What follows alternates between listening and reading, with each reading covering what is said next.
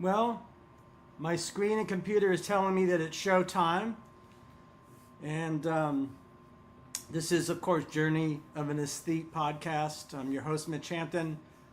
First, I'd like to ask our producer, Laurie Strickland, about the sound quality, how it is. It's important that things can be heard and seen. That's excellent. So this is, we're in January, New Year. This is sort of a New Year's show. A little bit of a New Year's show, a little bit of a wrap up, but it's also our major episode for January, season 7. We're going to talk for the very first time inside this episode about how I personally create this podcast, or rather how I prepare for episodes, how this podcast itself came into being. And this is going to be part 1. We're going to, I think, have 2 parts on this very topic. So this isn't only going to be art and the podcast, as I put it, or art and podcast, but it's going to be part 1, and there's going to be a part 2, maybe a part 3. I don't know yet if it's going to be a trilogy or 2, but I think 1 is not enough. So we're going to talk a little bit about my early life, talk about the podcast. This is something I haven't done in a long time. What I'm going to say now, when I used to do these aesthetic streams, I used to always start with what I'm wearing. Haven't done that in a year or so. I'm going to do it now. So this coat, they would call it a coat in the UK, here a jacket, is a little bit dressy. It's an odd jacket. That is odd, meaning odd matched. It's not as part of a suit. It's meant to be worn separately. It's a little on the dressy side. It's meant to be worn in the winter, as you can see, but it has a softness to it.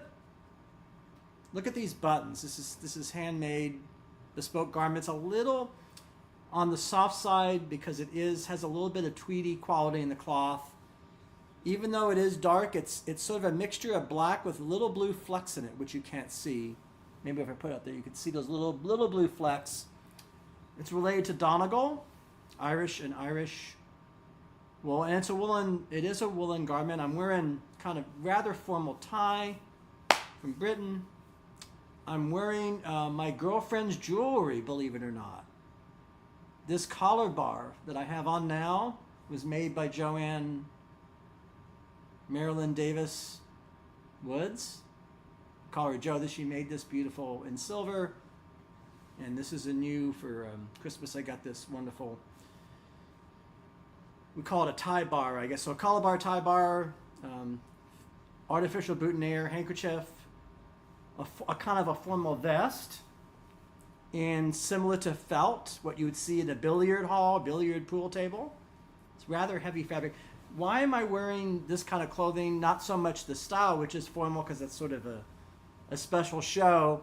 So I dress a little more formally than I normally would, but what we would call the weights. Well, it's 15 degrees. The last time I checked, and maybe it went up to 20, but starting this morning it was like 15. Unusually cold, the kind of bitter, bone-chilling cold, which is something to consider when probably 48 hours ago it was 70 degrees. So this is a very strange time in my life with climate, and we're doing the show, thankfully, under heated circumstances here. So this is the book that I got, also from Laurie, our producer, to help out with organization. I'm always trying to get better organized. She's a producer, so she knows about organization. But these are my notes for today's show. See? January 2026, new year. Look at all those notes. Look, all for today's show. So as you can see, my show is not totally improvised. There's a bit of planning that goes into it.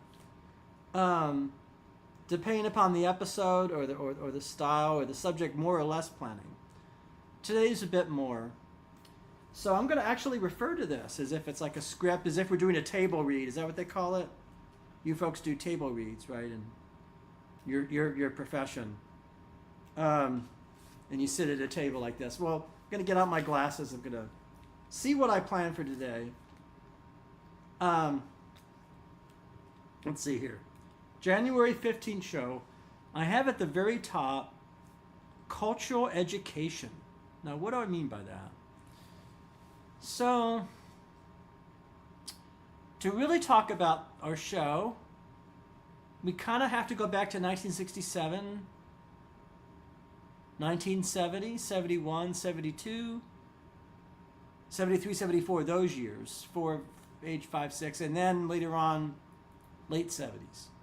Why? Well, I've often talked about, the experience of not having access to any musical instruments, having no neighbors who played an instrument or who were in a band, at least neighbors I knew personally, not being fortunate to have be integrated into a school structure where there was band and there was wind ensemble and all this stuff. I just, for whatever reason in those years, my love for music, my learning about music happened through records. And I talk about the same records a lot because, well, they seem important to me.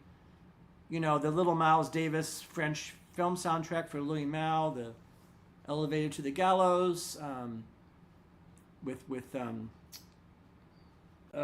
Moreau, Walking Through the Streets of Paris, and from the 50s, 57. That being the first Miles Davis I heard, not Kind of Blue, not the more famous Birth of the Cool, but that. La Ceinture pour les Chevaux, I think is the French.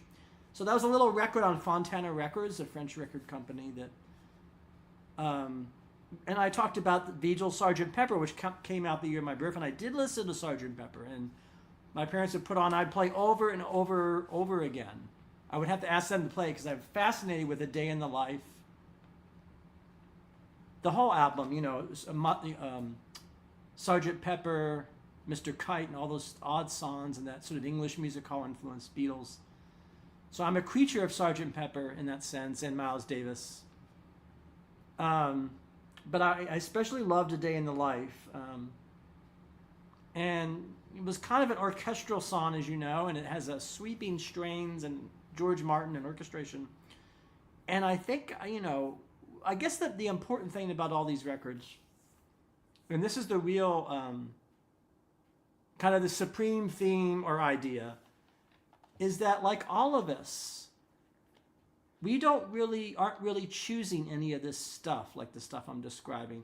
We're selecting from what's available, of course, and we're exercising a certain amount of agency, but we're essentially I use the phrase, we're at the mercy of what's around us. So if I were in a household that had no record player, that had no records to speak of, I would not have that to gravitate to, right? I mean, so I was fortunate that I had Miles Davis and the Beatles around, right? If you think that's a good thing to be exposed to in music. And Bach's Brandenburg Concerto. But I forgot something really important when I talk about, these kind of early records and, no musical instrument, just only listening, laying on the floor. I'd be like this. I'd put on the music and I'd sit there and I'd rock back and forth and listen to this music. But because of the sort of the splash of this movie, San Blue, which is about Neil Diamond fans, a little bit, in Milwaukee, I found this. This is one of the very first records that I had, same time period. And it's this. Jonathan Livingston Seagull, Neil Diamond. This is the very original motion picture soundtrack. There's Neil Diamond in the 70s. This is, yeah. Look at that. So back when we had records, also the subject of a recent Morgan's episode, the record store, talking about records. I don't know how I forgot this. Probably because Neil Diamond is not among my favorites. I mean, I like him, but I'm not a super fan. It's not my favorite kind of music, as we know. It's more the stuff I mentioned earlier. But just to think about the packaging. Look at the design of this thing. Look at that. Look at that. Look at someone actually designed this. So what, and look, he even painted they painted they put a photo on Look at this.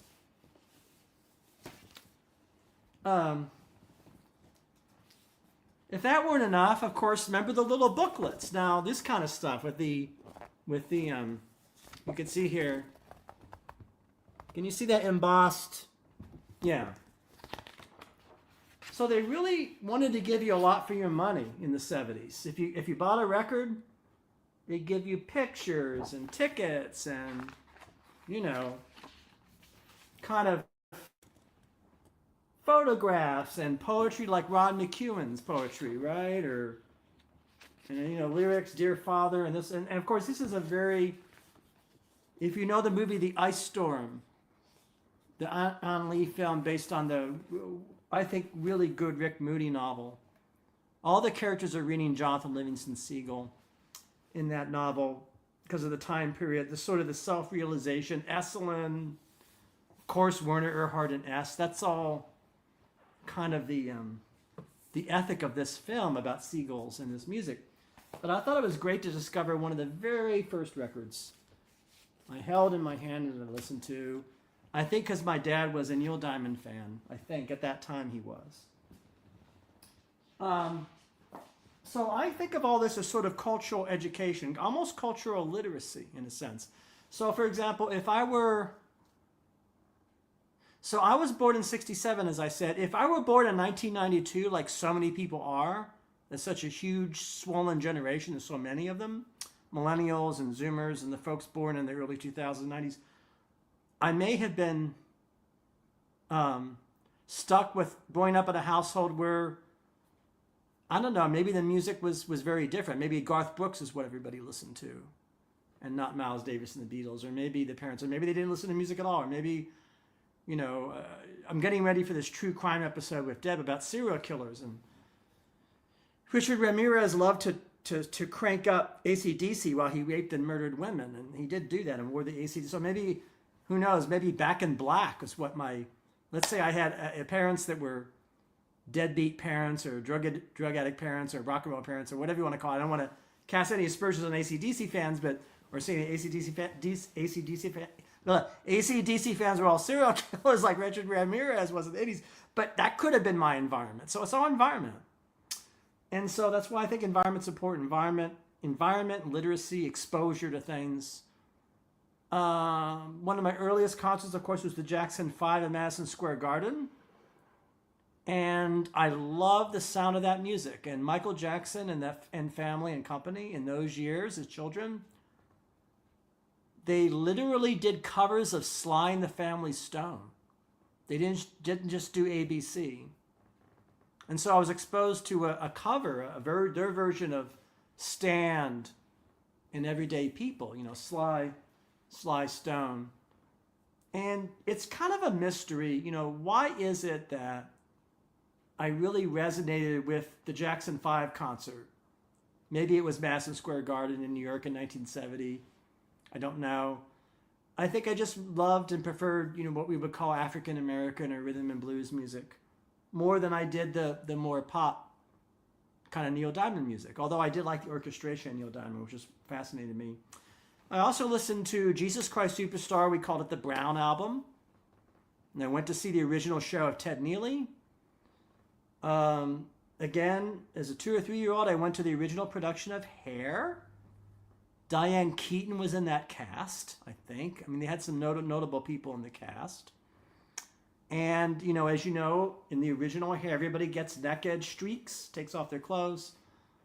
And as a baby, I got up on stage and the cast welcomed me up on stage. So imagine me, Mitch, in diapers on the stage of Hair, the show Hair. I think there's something to that. If you talk about influence and environment, I may be wearing a coat and tie today, but you know, I'm always have a direct connection, quite literally a direct connection with McDermott, Galt McDermott, Hair, Ragney, Jerome Ragney, that you know, 60s, 70s.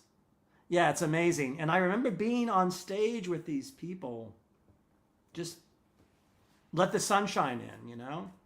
So I was seeing these musicals in the 70s. I was seeing, Jackson 5, and some classical concerts. Also New York City Ballet, the great duo of Peter Martin and Suzanne Farrow. Oh, parents listening to music on earbuds. Well, yeah, everybody's so isolated, they don't share the music. That's true. So this music was very much shared. And I discovered a novel, a paperback, not only V, which I talked about in our last episode with Joe, the pension episode, that's the same paperback, V. But I also discovered a little book called 1984 by George Orwell. And I read, one of the first books I read was that. Interesting choice. And then later on I had to read Animal Farm for outdoors. And then the other big influence, if we're getting into literature and words and prose, it was the play Hamlet. My dad kind of felt strongly that we had to know about one play, and he chose Hamlet. And for an entire summer, me and my friend Greg would literally be homeschooled by my dad on that one play. We'd go by scene, and we would have been 10 years old. It was 77, 78. It was actually roughly, let me show you this. This is me at the age of 10 in 1977. Look at my haircut, my bowl haircut, copying The Character on 8 is Enough. Nicholas Bradford, if you know that show. Yeah. There I am in my, I'd only been playing piano for a year. And I was really nervous because I think I had to go play piano for somebody. Some teacher in New York. I really don't remember the day, but you could see the New York City skyline. It's not great, but you could sort of look at that in the 70s. So that's me at age 10, around the year that I had to study Hamlet. You might call it an early version of homeschooling with my dad. And that's something to read Hamlet. There were no VHS. Think about this. No CDs, no VHS. We had 8 tracks and records.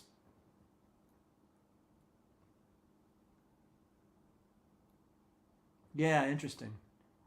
Well, I think it makes a big difference to read Hamlet as a child or as a teenager. I think if you're 10 years old and you're looking at Hamlet, or maybe 11 and 12, it's a little different than reading it as a 20-year-old, or it's probably, you're missing something. You're gonna miss, so you were lucky that you, I guess, got to do it properly, maybe, if you want to look at it that way. Although, actually, Mark Edmondson, who I hung out with some, wrote a book called Why Read.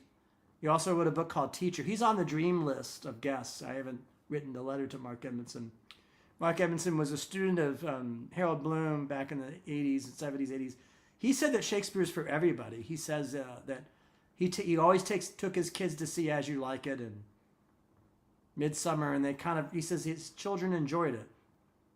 And so he said that there was, I don't know, he talked a little bit about that. But anyhow, Hamlet. So I'm going to refer to my notes because this is such a big topic, this podcast in general. So there's all these records, there's all this music. But, it wasn't until 2017, 2018, 2019, now, sort of close to now, that I even thought about doing any show like this. It would not have been an idea in my mind 10 years ago, 12 years ago. I wouldn't have even thought of it. I wouldn't have cared to think of it. I didn't, it was not on my radar. I was dealing with many things. So one of the really notable things, if you want to call it that, about starting this podcast in 2019 and those years, 2018, we're going to go back and I'm going to show you my very first notes in this book in a second here, is that my life was in one of the worst places then. It was just very, very, very unfortunate. I was fired from my own business. That means my salary ended. I had to leave my home of Boston of 35 some years. And I didn't know where I was going to be living. And I couldn't find a place to rent for a whole year. I looked and looked and looked. It was a nightmare. I didn't know where I was going to live. My life was in upheaval. So I actually started this podcast at my lowest point in my life. Then it would have been, let's see, I'm 58 now. I guess 52, 53 years old. Lowest, just awful. I was uprooted and had to come down here to Weaverville, North Carolina. I was very,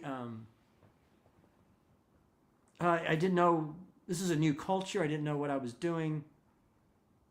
I knew I had to live here because I found a place to live, thankfully, and I'm here and I am reunited with my piano. But what was really on my mind when I started this podcast was not podcasts at all. It was sort of, you might say, survival and where am I going to live, and probably the greatest change in economic fortune that can befall a person, relatively speaking. And the other thing is I was focused on solo piano. I would say almost exclusively. And my hard listening project, which continues. And I was really trying at that time to make a go of that becoming some kind of I guess you might say, a big thing or bigger thing than it ever turned out.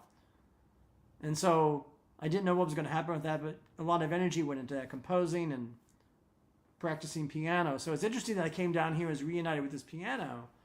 So to get in the spirit of that, I'm going to improvise now some things in that just to do it.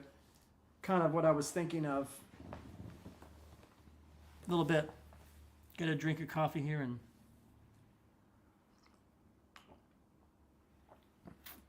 and just see. How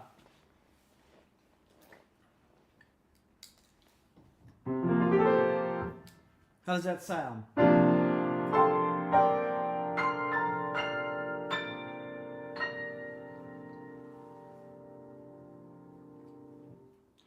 So what I'm going to do now is spontaneously improvise in the hard listening style that I developed. So it's not going to be pre-planned or pre-written.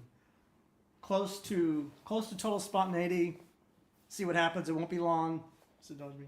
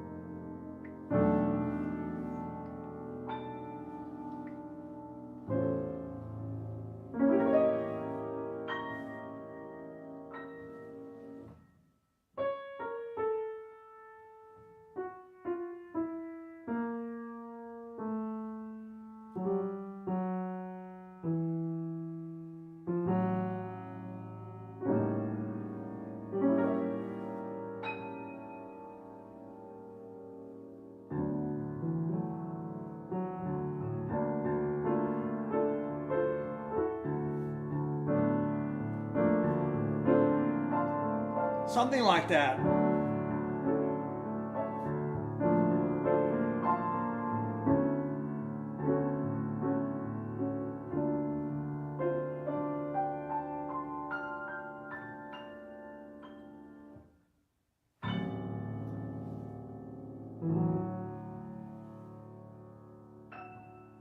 That's totally made up on the fly. I hope that wasn't too long, but that's kind of what I was, that's kind of what I was focused on in 2018. So I had to, in a way, put that aside, a little bit. I mean, not totally, but you can only do so much in a day.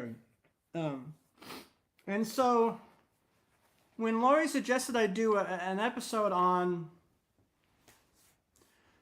making our show, at first I wasn't against the idea, but I was unsure about it. I was a little bit resistant only because I maybe had other ideas, or I never thought, it's tricky to talk about what we do. It's easier, as I just did there, to just play some damn music, sit down and play it, than to maybe analyze it or talk about it or show how it's made. But I in those days, I guess in New York, I was still up there more than I am now. Thinking about the piano, I thought, well, what do we do? What is a podcast? So I did have an opportunity over the, both right before the pandemic, COVID times, and during, to, watch a few podcasts. Now, I haven't seen that many, and some of them I had on my show. So at that time, I had Projection Booth on my show, and, some folks that were doing things, and I thought that's interesting. And I have to say, of all the shows I watched or listened to, I wasn't, I didn't love a lot of what I heard. So even the ones that were good, I wasn't crazy about. Maybe because it wasn't my jam. One of the things about our show is that it's an aesthetics show, which is important. It's not a show, it's only natural, if you're going to have a thing like a podcast where people talk like I am now, it's only natural. Then the great bulk of it might be news, advice, psychology, religion, very, I would say kind of, podcast that I've heard, I would use the word tendentious to describe them. Now that's a descriptive term, the way I'm using it. They were shows of advocacy. They were sometimes shows about good versus evil. They were shows of news and politics. They were partisan. They were, and they are. And they were rather topical, and they were filled with advice, and some of them were telling you how to live. There's in terms like new words like influencers, which didn't exist 15 years ago. And I was thinking, well, where do I fit into this? I wanted to be a kind of an antidote to all that. I wanted to have a show. Two things I wanted to show. I wanted the show to have a maximum of diversity of artistic style. So I would have commercial and uncommercial people on the same show, ideally at the same table. So these would be people that don't really like what each other do, actually. Not always dislike, but there was a higher risk that they weren't each other's jam. Like say a TV producer and alongside somebody who lives off the grid and makes shows on a camcorder or something, or make shows on their phone. They would have very little in common. They might stylistically be at odds, not only in terms of budget, but also they might be at odds in terms of quality. One might be better than the other. So I was confused. So I know I wanted the show to have this kind of diversity, to have different styles. And that was important to me. And that was my way of being I guess at the time, kind of multicultural, not in an ethnicity sense, and not even in an identity sense, but in terms of different cultures, avant-garde and non-avant-garde. So the very first show we had of all things was John Jost. And I have here my first notebook of the first show. And I'm going to, since we're talking about how the show came together, I'm glad I saved all this stuff. So I did this trumpet player on the bed of lips here. And I dug out some examples.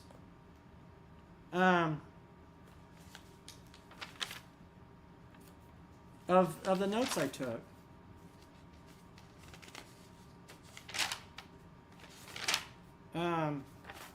This is interesting. And I thought, why John Jost? Well, I kind of knew John Jost. I had appreciated the fact that when he came to Boston, not only did I hang out with him twice, he filmed me playing piano for a Vimeo video. In sitting at the piano like I was just doing now.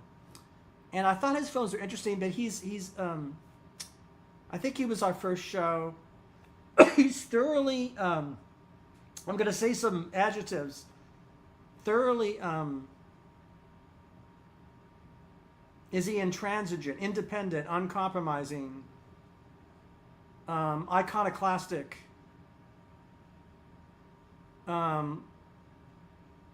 steadfast, stubborn, making his own kinds of things, his own kinds of movies.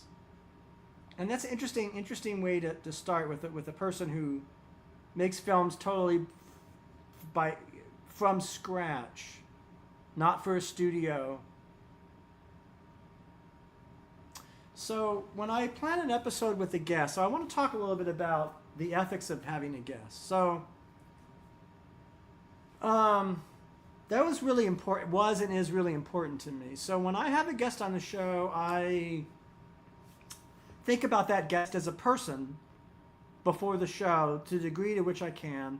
If it's an author I really, really like, I might know a lot about them. I try to know a little bit more about them. I try to read a lot of what they've done. That's not always possible. If it's an author that I'm fortunate to have on the show about whom I am not an expert, I try to familiarize myself a little bit with them. I try to at least read one work by them. So James Sturce, I read his underwater book about sea life and his magical, I read that novel for his show. And I read it, I want to be prepared for him to discuss that and other things and familiarize. Jamie Kober-Riston, she's a writer. I read a lot of her work, The God Tree, Shark Girls. I knew her daughter, I knew her. I was friendly with both mother and daughter, and I did shows on both those individuals. And so for Jamie Kober's show, I tried to read as much as I could of her. Short stories, Stalking the God Tree, and some of the earlier. You have to dig up some of these things. They're not always easy to find.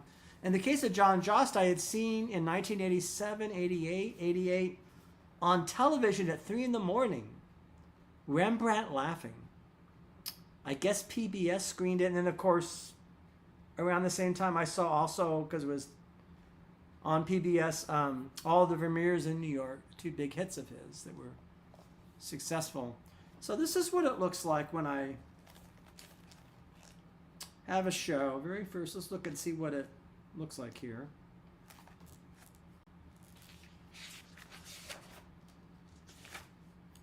Here we go. July. It was in July where we started. And here you go. John Jost. There it is. There it is. Jon, John Jost. I'm going to get out my glasses. I'm going to look and see how much I plan. How much do I plan? What do I not plan? What do I leave to chance or fate or God or contingency, circumstance? Well, a little bit of both, right? So I said John Jost has made completely handcrafted and truly independent films. He's sui generis. These are my notes.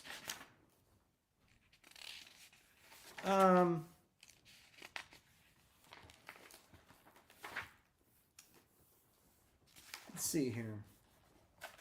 This is interesting to look at my writing, which has deteriorated even since 2018.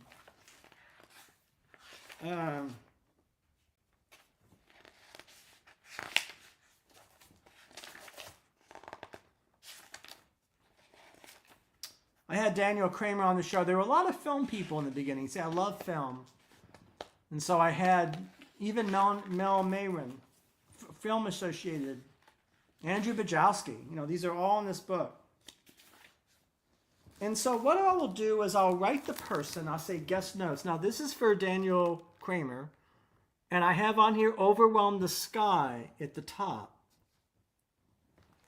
And I have under here, he has seen everything. So that means that he's seen every movie. I have his book back there. Adventures in Artisans. Do you see the sprockets of the film? Right in the multicolored film projection. Well, that's his newest book. So I have on here, he's seen everything. And that's a note to myself to remind myself that he may have seen more movies than I have. Me and QT or Quentin Tarantino has. I don't know. It's not a contest. It's just, he's seen a lot. And the notes here are, we talk about Ted Kosheff, Split Image, because he likes Ted Kosheff, the Canadian filmmakers.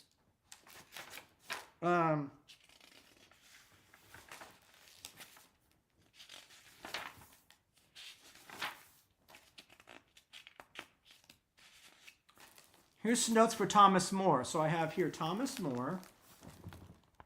And I have here beginnings. So this is the linear chronology. So I write down what I know about the person. Irish Catholic, dad was a plumber. It's the first thing I wrote about Thomas More. Not his soul books, not being on Oprah. I wrote that his dad was a plumber. I guess because it was important to me, maybe to him too, I don't know, that he has a plumber as a father. And that's going to create, I think it's kind of the blending of earth and sky or something, or material earthliness with spirit, which is very much his kind of, I think very much Thomas More would approve right of that. And I wrote in here, the quotidian, the humble, and the homely and the deep are the words I wrote. Bodily integrity. And I wrote that the lab assistant, this is from one of his many books that he's written.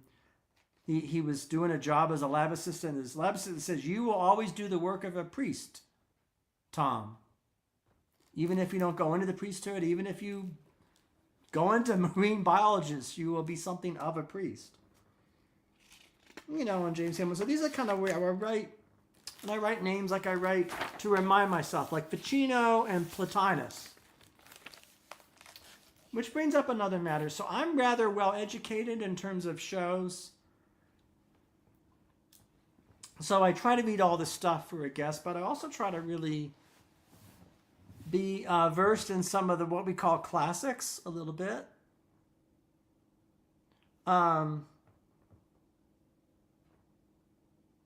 So, I've read Ficino and Plotinus, So if somebody mentions them, I know how it relates, or Plato. And these things are regenerative because I come back to them. Right now I'm in the process of rereading Kierkegaard, which is interesting, but this is stuff I read for pleasure. So to me, Kierkegaard is light reading. It's beach reading, in a way. He's a major Christian philosopher, Kierkegaard. Soren, sickness unto death and fear and trembling. But I've read Kierkegaard before, but when I first read Kierkegaard, it was a very different time in my life. And so the other thing too about our show is that it happened when all this madness occurred. It happened during, I guess I mentioned this before, the COVID time, the pandemic, the plague, right? Just hit the world. And then political madness and insanity and destruction, which that continues. Actually, it gets worse. It's worse now than it was then, of course. And those are kind of circumstances that you can you might find yourself making a show under. And that's really challenging because, as I said, I wanted to make a show that was non-political. In some respects, apolitical. I never wanted to give advice. I don't want to be an influencer. You know, the most influence I would want to have is I play a piece of music and somebody might ask you, well, how did you do that scale? I might talk about that. That's the degree of influence and effect I want to have. Or maybe how to, so the ethics. So yeah, so ethics isn't only knowing a guest's work. It's, if you are on that end, I'm looking at you, myself now. You were the other party, you're there and I'm here. And it could be audio, ear only, or it could be eyes. My responsibility is to you. So I'm going to sit here and my focus is going to be all on you as a person. I'm going to receive what you say for at least for the very beginning of every episode. It includes Dr. Dodd, includes, I don't know, there's people coming up. Look, there's a woman who's a florist. I'm going to have a florist on my show. She's considerably younger than myself. I mean, she's probably 30 years younger. I don't know her age, but she's in Ingalls, and her life is plants and flowers. So I'm going to have the same attitude, approach to her as I would Ellen Burstyn or John Joss. Not that they're the same person, not that they're all equivalent. That's not what I mean. I mean the same level of respect. It's really, really important to me. The most important thing to me, if I have a guest, is I respect the guest. Because I had a sense, also another thing that I wanted to counteract when I did my show, is all the immense negativity that I saw. And, you know, don't get me wrong, there are other really, really good podcasts. There aren't many, in my view, only a few, but there are good ones. But there's also a lot of just negativity that I hear and agendas. And kind of gotcha and kind of just all kinds of crap. And I felt so strongly about this, you know, that even if it was somebody said to me, well, you know, that sells if you attack a guest or if you create controversy, yeah, that gets clicks. But my feeling is, well, what does that do to a guest? I mean, I want my show to be a haven for an artist. I want an artist to feel like they can come on our show and, yeah, feel it's a safe space for them. That's actually the most important thing to my show. When it comes to guests, that's more important than even if I cover every aspect of the guest. That's it. So in other words, I feel if the guest is respected, if I feel that I give them time and I shut up, like I'm talking now, but I shut up, listen to what they have to say, put the spotlight on them, I feel like I've done my job for a lot of it for that episode. That's my goal. And I had a sense, I can't prove it, I could be wrong, that artists are disrespected in our society, and it doesn't get discussed a lot. And they're also disrespected. Well, they're disrespected for many. It's not one kind of disrespect. It's a lot of fronts. So certainly they're not paid enough. So there's financial disrespect. People don't understand what they do. When their work is talked about, it's always talked about in only, as I've said before, ideological ways. Always, never aesthetic ways. And that's what we call, it's moralistic. So it's always is one battle after the other, after another.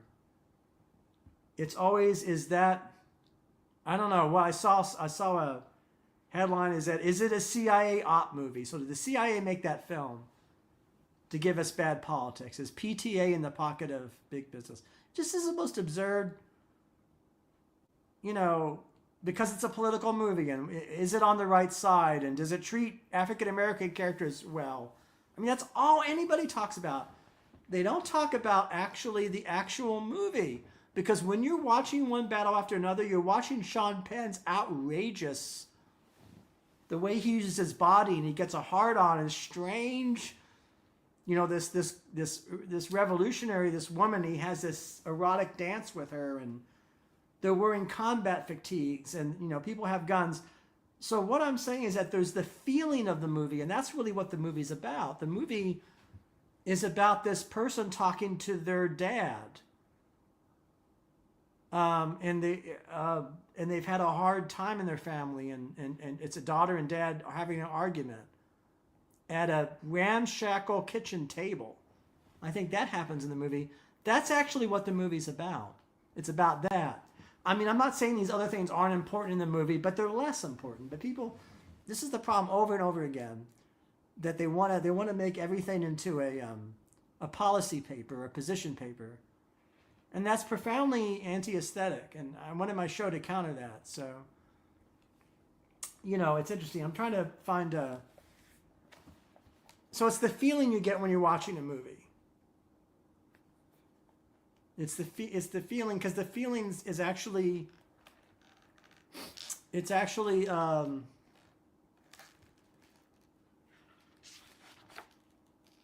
what the thing is. What the thing is, because we feel things inside. Works of art make us feel things inside because we aren't machines. Actually, we're a different sort of entity and being than a machine or a computer. Now I found this. This is Melanie Mayron, and look at my notes from Mel. Look at that.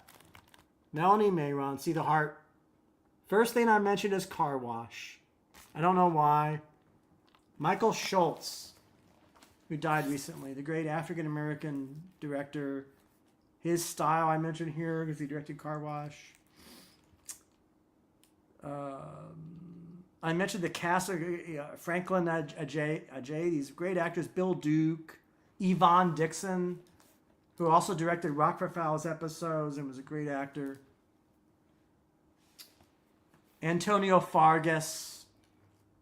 These names, if you don't, another thing, this is what I mean by cultural literacy. If you don't know Franklin Ajay and Antonio Fargas and Bill Duke, check out what they did, their films, The Killing Floor, Nothing But a Man, Abby Lincoln acts in that, Michael Romer, who also just passed, great Jewish American filmmaker. Just all these names, it's great. It was exposed to these films. Anyhow, that's what comes up. Claudia Weil. Of course, I mentioned Eli Wallach because she has all those scenes. Tell me about Eli Wallach. Vivica Lenfers, Christopher Guest. These are just little, I just write down sometimes little names, and the names I won't write whole. The names will spark something.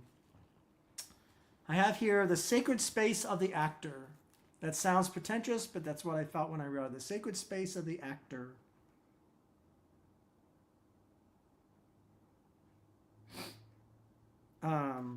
And I mentioned Lily Sells Out, which is a reference to Lily Tomlin.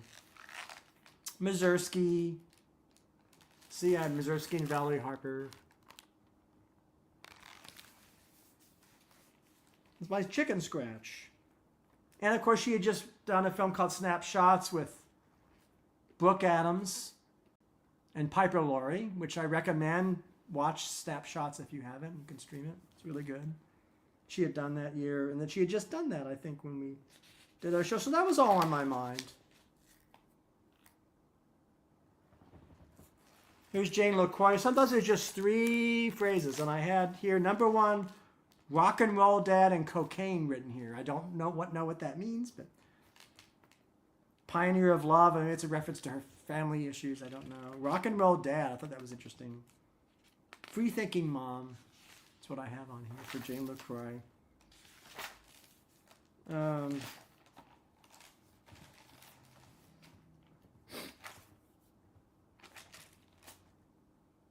So that's a peek into the very first season notebook.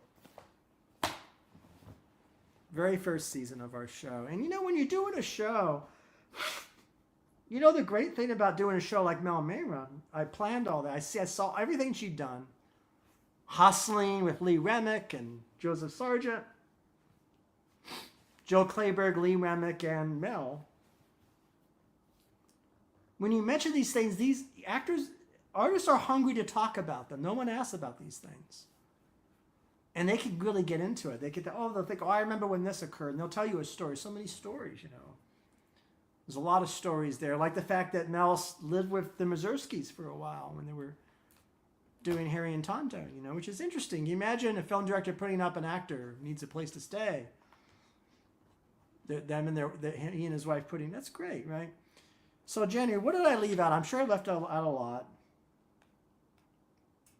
Time of grief, hard listening, I mentioned that. This was Laurie's idea to do this show, and actually now that I'm doing it now, I like it more and more, how a podcast is made. So there's cultural richness. I saw Cowboy Mouth, the 1970 Sam Shepard, Patti Smith version. I saw, Meryl Streep and John Cazale, her love of her life, Measure for Measure. And these are important productions, things I've experienced. The 1984 Hurly Burly, William Hurt, Harvey Keitel, Sigourney Weaver, Judith Ivey, Cynthia Nixon when she was 17, I think. Somewhere in there she was. Jerry Stiller, Ben's dad, Mike Nichols directing.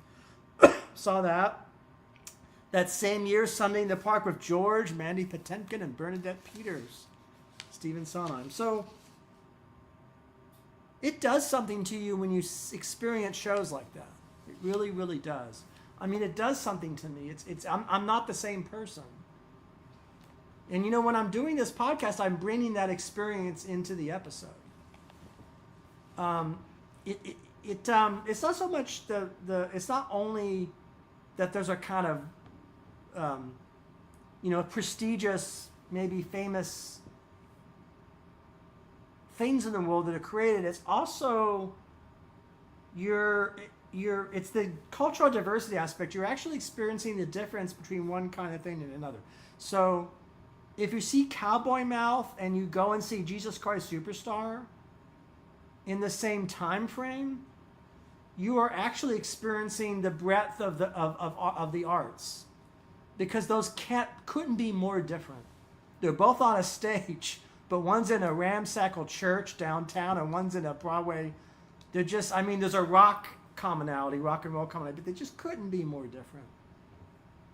And you learn over time that art needs to be different from itself. It needs to come in different shapes and sizes.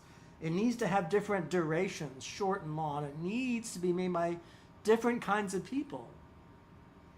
And it's easy to forget that and to think it all has to be the same way. That every movie has to be the same way. And all music has to sound the same. It couldn't be less the case, less true than that. But when you experience it really close like that, that kind of, you could call it shock of the new. You get jolted. You're jolted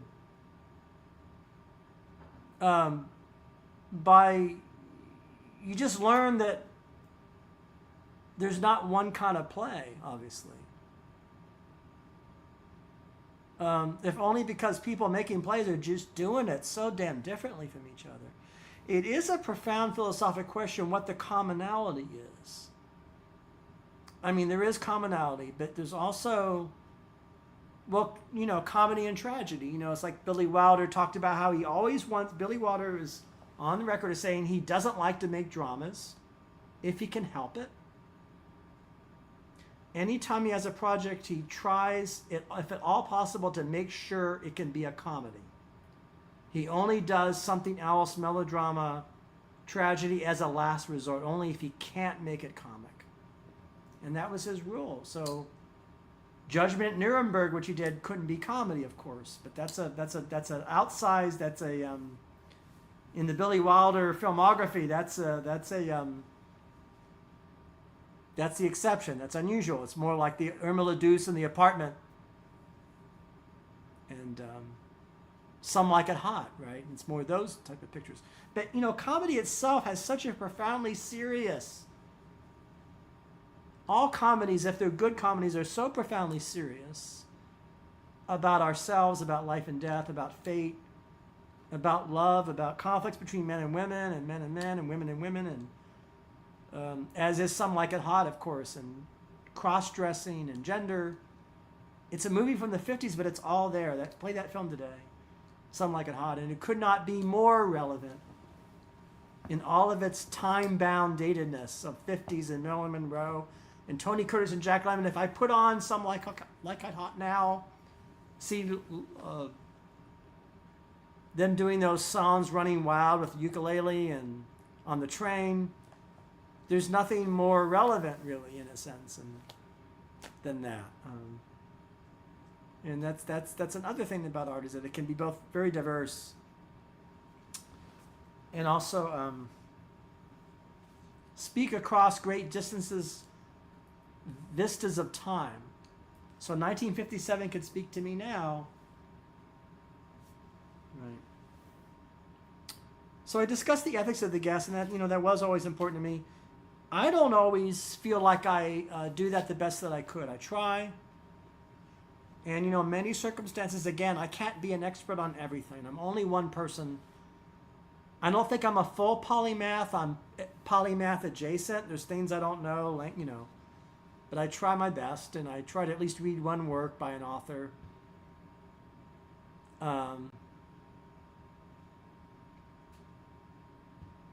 And there's also the ritual of an episode. You got to get ready for it. I sit in my chair and I meditate and I pray, actually, for the best. So I ask for guidance that the guest feels good, and that they are satisfied and they're happy, and that I've actually honored the guest. Also honor what the guest is about, because it's not enough to just respect the guest. You also have to respect what the guest is about, which is a kind of an ineffable quality. A guest is about things. So what the guest grew up loving. Lynn Jebbins is a talent agent. She represents actors. That's that's something I know nothing about. I mean, even I did that show with her, and we talked at great length about it. But still, it's a mystery to me, because I don't do that. I don't hire people. I don't represent anybody, I don't think.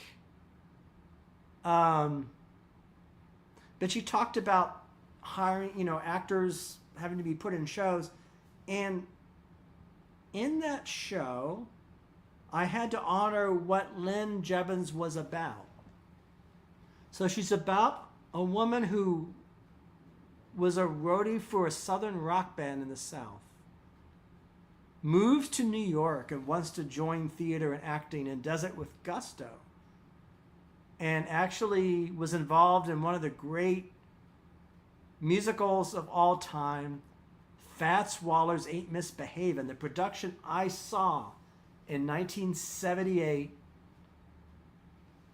with Nell Carter and Andre DeShields. What a cast. African-American celebration of Fats Waller, and that's jazz-related. I love jazz. She's about having played a role in casting that show. And, she's about talking about John Turturro, I think, who she likes a lot. Another actor. So that's what's important to her. So what a person's about could be what's important to them, what they love, not necessarily what I love or what's necessarily important to me, because it might be different. So I have to leave myself behind and meet the guest. So there's that. I've talked too long about that.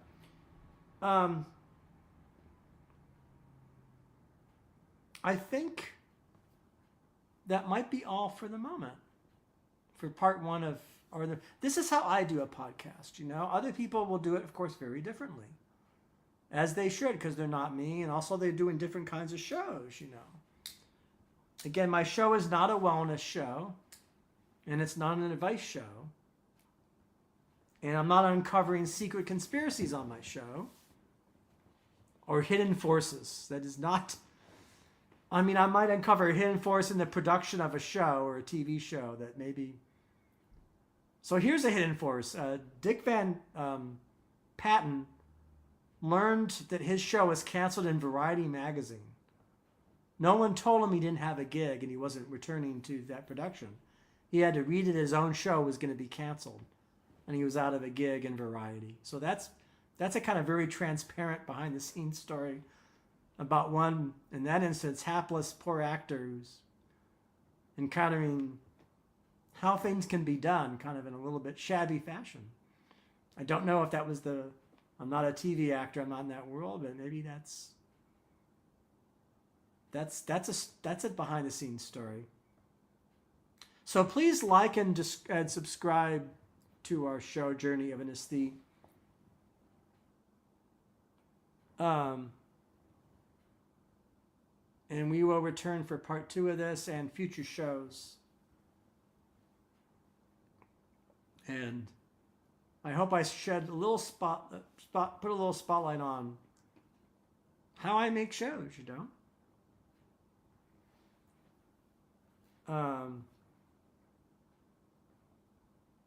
So thank you, and have a great new year if that is possible for you.